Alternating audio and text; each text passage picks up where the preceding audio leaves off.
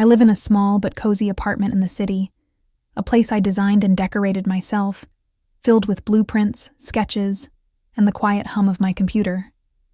As an architectural drafter, my life revolves around precision, structure, and finding beauty in the details. It's a calm, orderly life, one that I've carefully built for myself.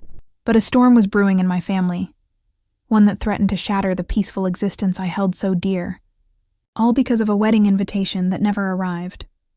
Before this story unfolds, I'd love to connect with you. Please let me know in the comments where you're watching from and what time it is in your corner of the world. It's amazing to see how far these stories can travel. It started, as most family dramas do, with a celebration. My cousin Chloe was getting married. Chloe and I had grown up like sisters. Being only a year apart, we were inseparable. We shared secrets, clothes, and countless summer afternoons at our Grandma Maeve's house. As we got older, life pulled us in different directions. Different colleges, different careers, different cities. I pursued my passion for architecture, losing myself in lines and angles, while she found her calling in the vibrant, chaotic world of event planning. Despite the distance, we'd always maintained a bond, or so I thought. The wedding preparations had been the talk of the family for nearly a year. A group chat, which I was part of, buzzed daily with updates about the venue, the dress, the flowers, and the ever-expanding guest list. My Aunt Emily, Chloe's mother, would post photos of cake tastings and dress fittings. My own mother, Sarah, would call me to relay every minor detail with breathless excitement. I was genuinely happy for Chloe. She had found a wonderful man, and she deserved a fairy tale wedding, the kind she had spent her career planning for other people. I'd already bought a new dress, a tasteful navy blue gown that I knew would fit the elegant theme. I'd set aside money for a generous gift, and had even started sketching out a custom-designed frame for their wedding portrait as a personal touch. I was waiting for the official invitation to arrive, the beautiful cardstock creation that Chloe, with her professional expertise, had surely poured her heart into. Weeks turned into a month. Other family members started posting pictures of the invitation on social media. "It's official," my uncle posted, with a picture of the elegant gold-embossed card. I smiled, assuming mine was just delayed in the mail. I lived in a different state, after all. But another week passed, and my mailbox remained stubbornly empty. A small cold knot of anxiety began to tighten in my stomach. I first tried to brush it off. It was a simple oversight. With a guest list of over 300 people, one invitation could easily get lost. I decided to call Chloe, just to check in. I dialed her number, but it went straight to voicemail. "Hey, Chloe, it's Ocean. Just calling to say hi and see how the final wedding prep is going. Give me a call when you get a chance." I left the message light and breezy, not wanting to sound accusatory. She never called back. I tried texting a few days later. "Can't wait for the big day. So excited for you." The message was marked as read, but no reply came. The knot in my stomach was now a heavy, sinking weight. I saw her active online, posting engagement photos and responding to comments from friends and distant relatives. She was active, just not for me. My next call was to my Aunt Emily. She answered, but her tone was clipped and strange. "Oh, Ocean, hello. It's a terrible time, so much to do." "I understand, Aunt Emily," I said gently. "I just wanted to make sure everything was okay. I haven't received my invitation yet, and I was getting a little worried it got lost in the mail." There was a pause on the other end of the line, a silence so heavy it felt like a physical object. "Oh," she finally said, her voice strained. "Well, you should probably talk to your mother about that." And with a mumbled excuse about the caterer being on the other line, she hung up. Talk to my mother? Why?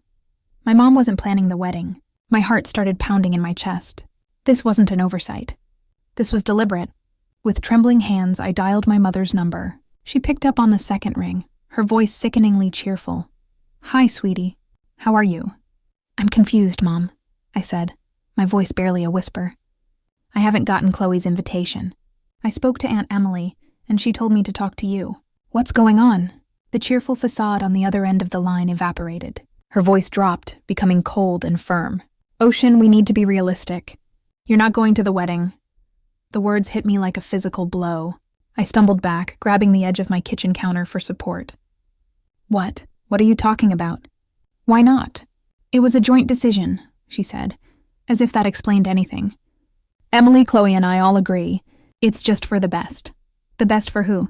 I cried, tears welling in my eyes.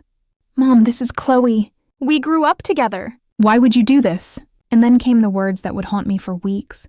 The sentence that lit the fuse on my long-dormant anger. Because, Ocean, my mother said, her voice laced with a cruel, matter-of-fact pity.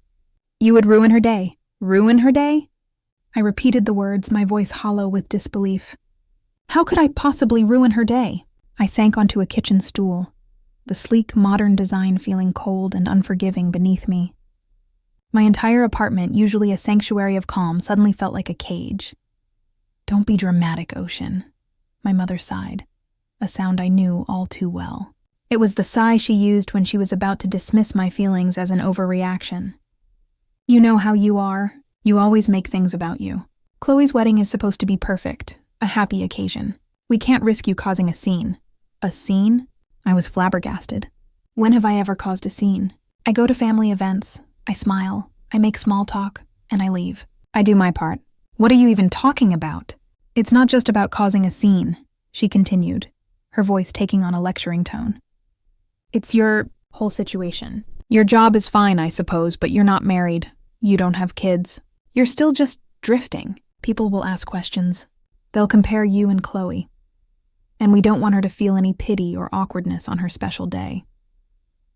The insult was so profound, so deeply rooted in a worldview I couldn't comprehend, that for a moment, I was speechless.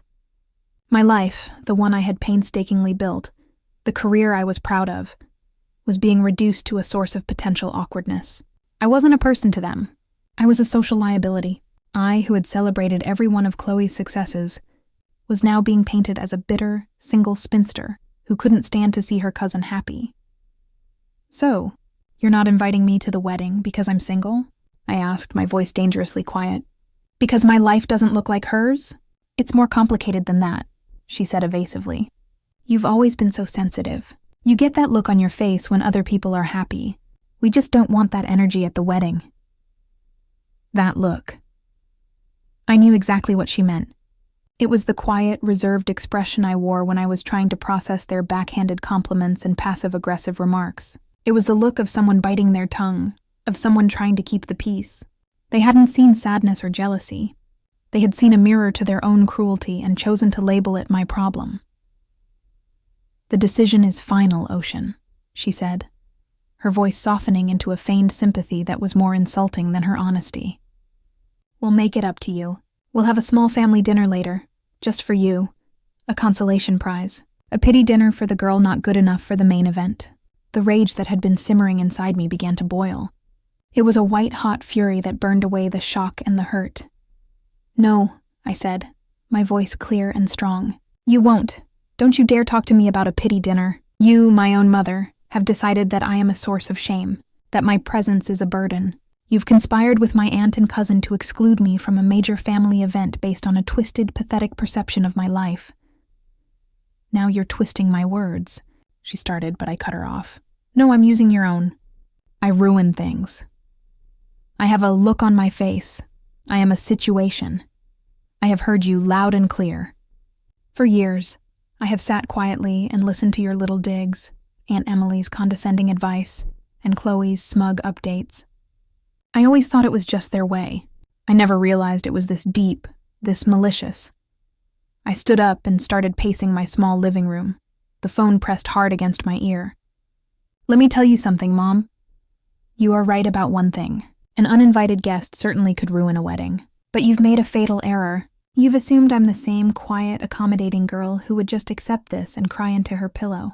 You have no idea who I am anymore. What is that supposed to mean? She asked, a flicker of alarm in her voice. It means you made your decision, I said, my voice as cold as ice. Now you get to live with it. Enjoy the wedding.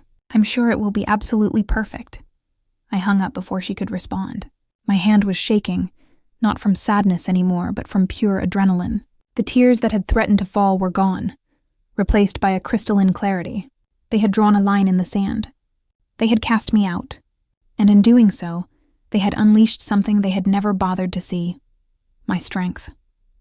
They wanted me to disappear, to feel small and ashamed, but I wasn't going to do that. I was going to give them a wedding to remember. For 2 days, I let the silence be my companion. I didn't answer the barrage of texts and calls from my mother, which ranged from angry, "How dare you hang up on me?" to manipulative, "You're breaking my heart, Ocean." I let them all go to voicemail, each message a testament to her inability to comprehend that she had pushed me too far. I needed to think, to let the raw emotion solidify into a coherent plan. My anger was a powerful engine, but without direction, it would just burn me out. On the 3rd day, my phone rang with a number I hadn't seen in a while. It was my Grandma Maeve. Of all the family members, she was the one I felt truly connected to. She was a woman of quiet strength and sharp wit, a seamstress who had spent her life stitching together not just fabrics, but the frayed edges of our family. She had always seen me, the real me, beyond the quiet exterior. I took a deep breath and answered. "Hi, Grandma." "Ocean, dear." Her voice was warm, but laced with concern. "I haven't heard from you. Your mother called me, spouting all sorts of nonsense. I wanted to hear your side of it." Just hearing her voice, so full of reason and affection, made the dam inside me break. The story tumbled out of me. The missing invitation, the conversation with my aunt, and the cruel, devastating words my mother had used. I told her everything, the raw hurt and the burning anger that had replaced it. She listened patiently, without interruption. When I finished, there was a long pause. "Well," she finally said, her voice tight with a familiar, steely resolve. "Your mother and your aunt are bigger fools than I thought, and I thought they were already scraping the bottom of the barrel." A small, watery laugh escaped my lips. "You're not surprised?" "Surprised? My dear, I'm disappointed, but not surprised. This isn't about you being single or successful, not really. That's just the excuse they're using. This is about jealousy, and it runs deeper than you know." "Jealousy of what?" I asked, confused.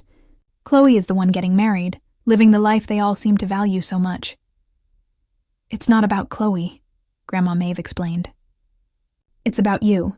It always has been. Do you remember when you won that national architectural design competition in college? The one that came with the scholarship?" "Vaguely," I said. "It felt like a lifetime ago." "I remember it perfectly," she said. "I was so proud. But your mother and Emily, they were polite on the surface, but behind the scenes, they complained. They said you were showing off, that you were making Chloe feel bad because she was struggling in her business classes at the time. Instead of encouraging their own daughter to work harder, they decided it was easier to resent you for your success." A memory surfaced, blurry and indistinct. I remembered Chloe being distant and cold for months after that, and my mother telling me to be more humble about my achievements.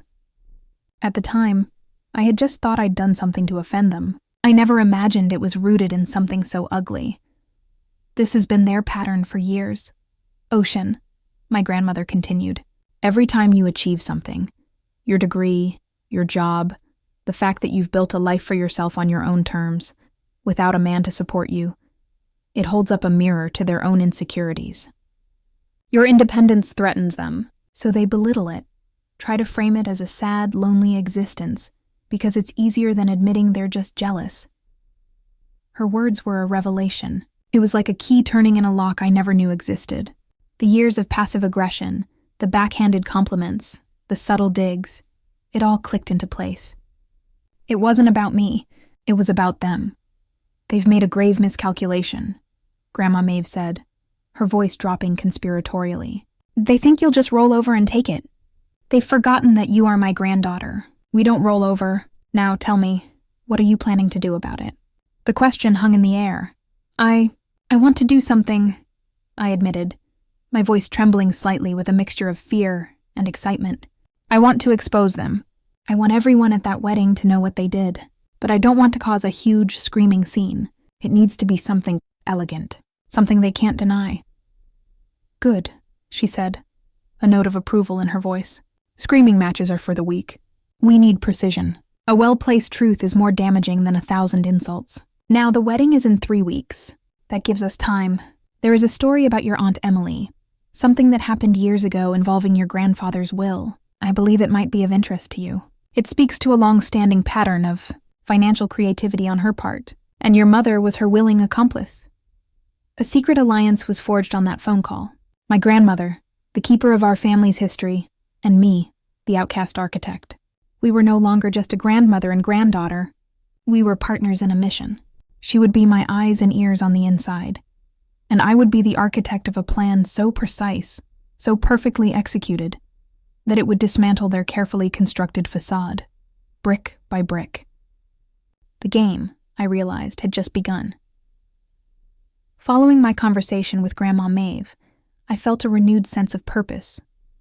The hurt was still there, a dull ache beneath the surface, but it was overshadowed by a cold, clear determination. My grandmother had given me a thread, a loose end in the tapestry of lies my family had woven, and it was my job to pull it. Her hint was about my grandfather's will. My grandfather had passed away over a decade ago. He was a kind, hard-working man who had built a successful construction business from the ground up. I remembered the aftermath of his death as a tense time.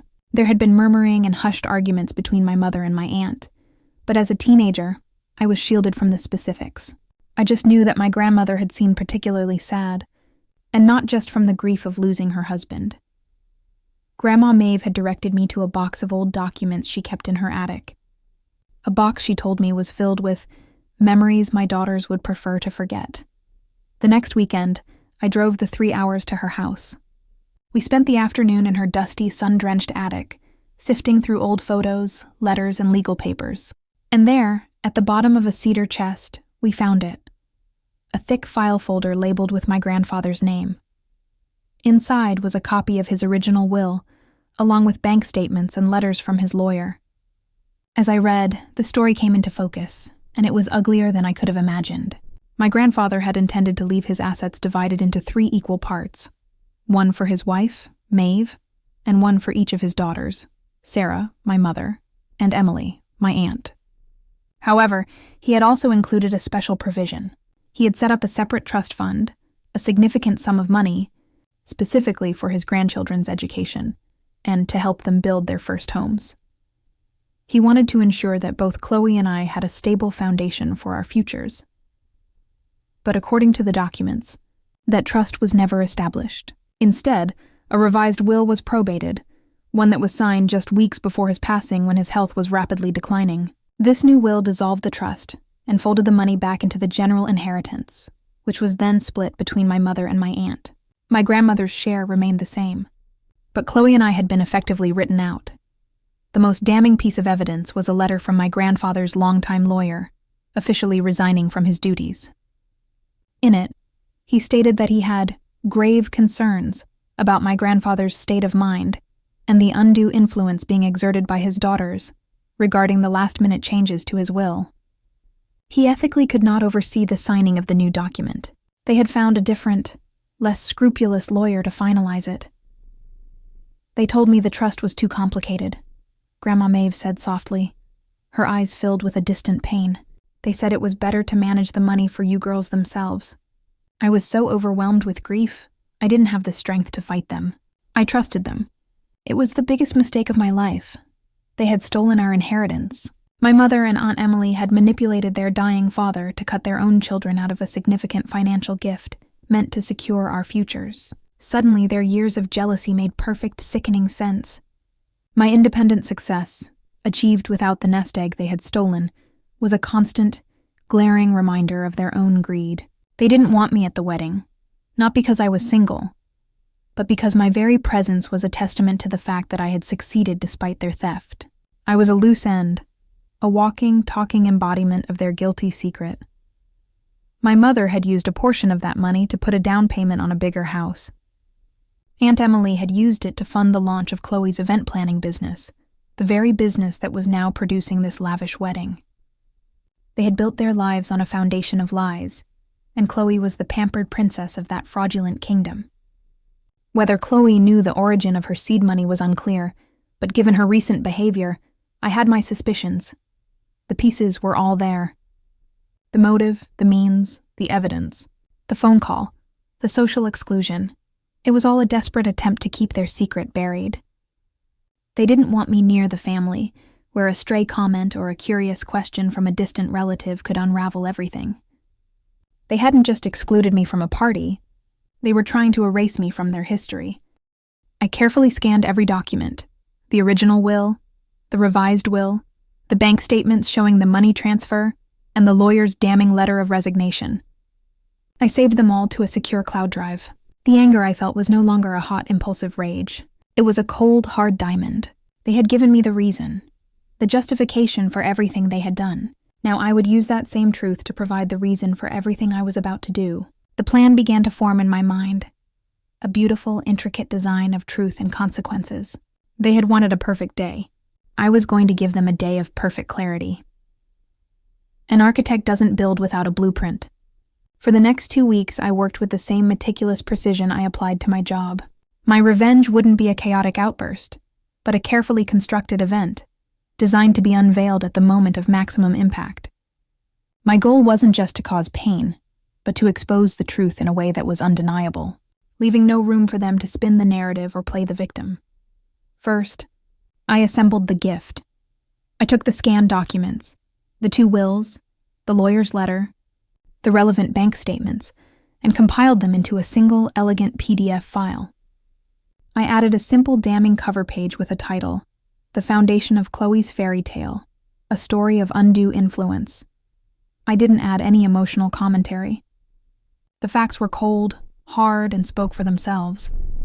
Next, I needed a delivery system. I couldn't be at the wedding myself, so the gift had to arrive on my behalf. I researched the wedding venue, a lavish country club, and got a copy of the day's itinerary from the wedding website Chloe had so proudly designed. The reception was scheduled to begin at 6 p.m., with speeches starting at 7:30 p.m. That would be the perfect time. The guests would be seated, wine would be flowing, and all eyes would be on the front of the room. I hired a local audio-visual company, telling them I was a friend of the bride, who had prepared a surprise slideshow tribute. It was a common enough request that they didn't question it. I paid extra for a dedicated technician to be on site to ensure a smooth execution. I created a short, sappy slideshow of old photos of Chloe and me as children, images of us laughing, playing, and celebrating birthdays together.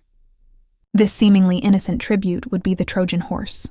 The slideshow would run for about 3 minutes, lulling everyone into a sense of nostalgic warmth. The final slide would be a simple, smiling photo of us, with the words, "Congratulations, Chloe. I'll always remember where we came from." Then, as the music faded and the lights came up, the AV technician had his instructions. A second file would be cued. The main projector screen behind the head table would suddenly display the cover page of my PDF. It would hold on that screen for a full 30 seconds, long enough for everyone in the room to read it. After that, it would slowly and silently cycle through the documents, the stark black and white evidence of their greed. But that was only part 1 of the delivery. A visual presentation could be dismissed as a prank or a hack. I needed something tangible.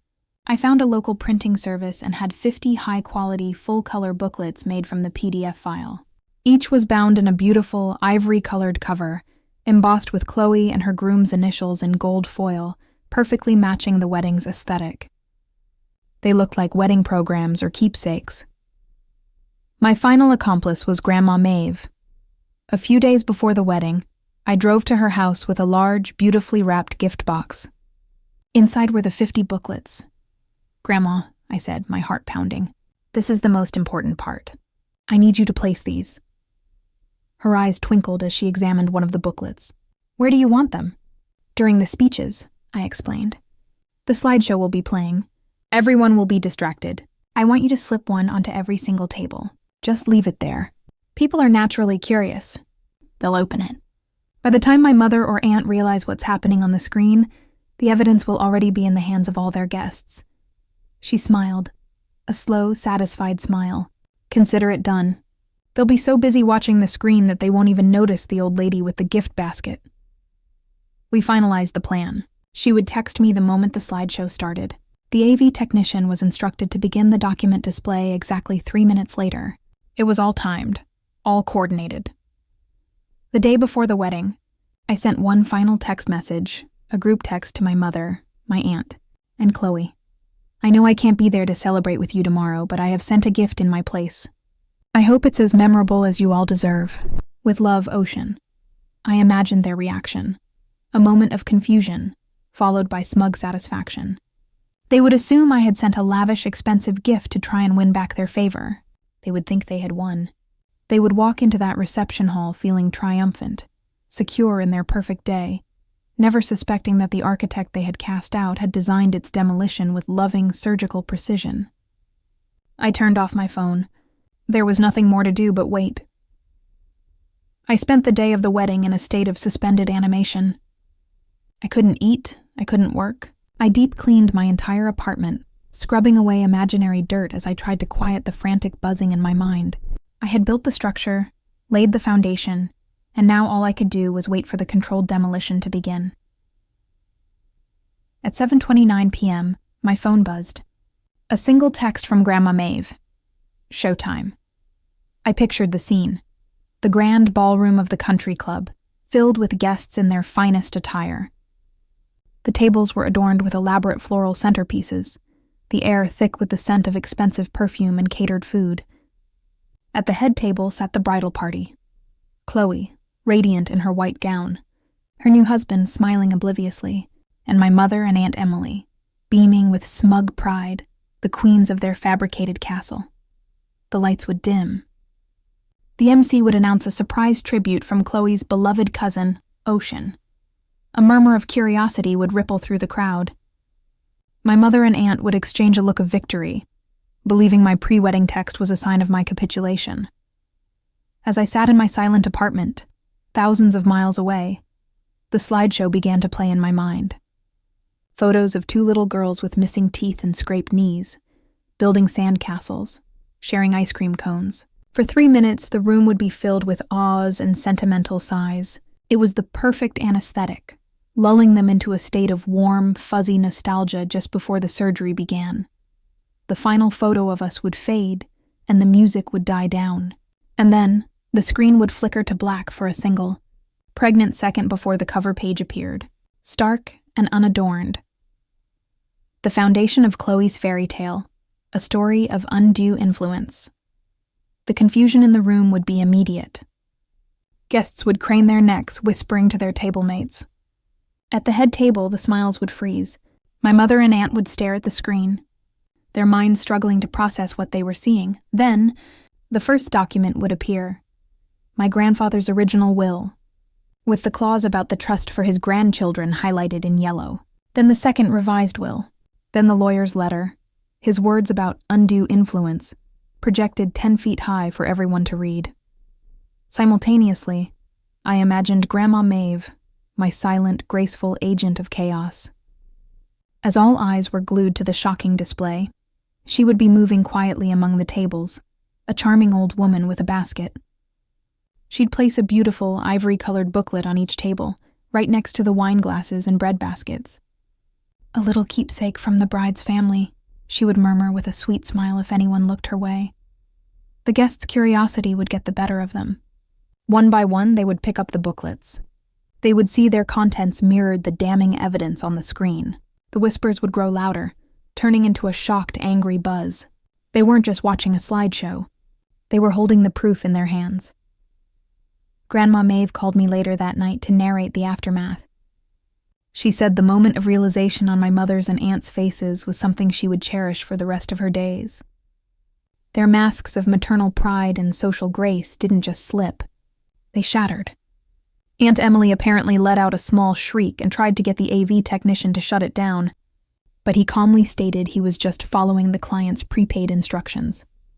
My mother, Sarah, simply froze, her face turning a blotchy, horrified red. Chloe burst into tears, though whether they were tears of humiliation or guilt, my grandmother couldn't say. The groom and his family looked on in stunned, horrified silence. The room descended into chaos. People were standing up, talking loudly, pointing at the head table. The family's oldest and most respected members, my grandfathers, siblings and business partners, were looking at my mother and aunt with expressions of pure contempt. They were the ones who had questioned the will all those years ago but had been silenced and placated. Now, here was the proof they had always suspected. Aunt Emily, in a desperate panic, grabbed the microphone. "This is a lie. A vicious, horrible lie from a jealous, unstable girl," she screeched. But her words were drowned out by my great-uncle, my grandfather's brother, who stood up from his table, holding one of the booklets aloft. "A lie, Emily," he boomed, his voice carrying across the entire ballroom. "I have the documents right here. We all do. You disgraced my brother's memory. You stole from his grandchildren. You should be ashamed of yourselves." That was the end. The party was over. Guests began leaving in droves, casting disgusted looks at the head table. The groom's parents whisked their son and a sobbing Chloe out a side door. My mother and Aunt Emily were left sitting amidst the ruins of their perfect day, surrounded by half-eaten dinners, wilting flowers, and the tangible proof of their disgrace. The fairy tale was over. The foundation had crumbled. In the weeks that followed the wedding day massacre, as my grandmother cheekily called it, the fallout was swift and absolute. I remained completely silent. I changed my phone number and blocked my mother, aunt, and cousin on all social media. I didn't need to say a word. The documents I had released did all the talking for me. Grandma Maeve kept me updated. The family had been irrevocably fractured. My great-uncle, a man of considerable influence, had called a family meeting, to which my mother and aunt were not invited, and laid out the facts. The consensus was unanimous. Sarah and Emily were pariahs. They were ostracized, not with loud confrontations, but with a chilling, united silence. Phone calls went unanswered. Invitations to family gatherings stopped coming. They were socially exiled, left to live in the community where their greed had been publicly exposed. Chloe's new in-laws, horrified by the scandal, demanded that the money stolen from the trust, which had been used to fund Chloe's business, be repaid in full to me. Lawyers got involved. Faced with indisputable evidence and immense social pressure, my mother and aunt had no choice but to liquidate some assets and pay me the inheritance my grandfather had intended for me, plus interest for the years they had kept it. It was a substantial sum of money, but it was never about the money. It was about the truth. I received a single handwritten letter from Chloe, smuggled to me through a neutral relative. It was a rambling, tear-stained apology, full of excuses about how she was young and didn't understand, how she just went along with what her mother told her. She begged for me to talk to her, to help her fix things. I read the letter, folded it neatly, and put it away. Forgiveness was a complex thing, and I was not ready to offer it. Her weakness had enabled their cruelty, and she needed to live with that. My mother attempted to ambush me at my apartment building one evening. She looked older, haggard, the smug confidence completely gone. She started crying the moment I saw her, pleading for me to understand that she had only been looking out for her family's future. "You are not my family," I said, my voice devoid of emotion. My family would not steal from me, lie to me, and then discard me for being an inconvenience to their narrative. You are just a woman I used to know. I walked past her and did not look back. The money they paid me sat in a high-yield savings account for months. I didn't know what to do with it. Using it felt like profiting from pain. But then one day, an idea began to form. I used a portion of it as a down payment on a small, beautiful plot of land overlooking a lake a few hours from the city. I spent the next year of my life designing and overseeing the construction of my own home. It wasn't a palace. It was a modest, elegant structure of glass and wood and stone, designed to be in harmony with its surroundings, a place of peace. Grandma Maeve, who had joyfully cut all ties with her daughters, came to live with me. We filled the house with books, good food, and laughter. My life, which my mother had once dismissed as a sad, drifting existence, became a testament to my own strength and vision. I had a home I had literally built myself, a career I loved, and a true family in my grandmother. The revenge had not been about destruction. It had been about reconstruction. I had torn down a house of lies so that I could finally build a home of truth. And for the first time in a very long time, I was truly, completely, and peacefully happy.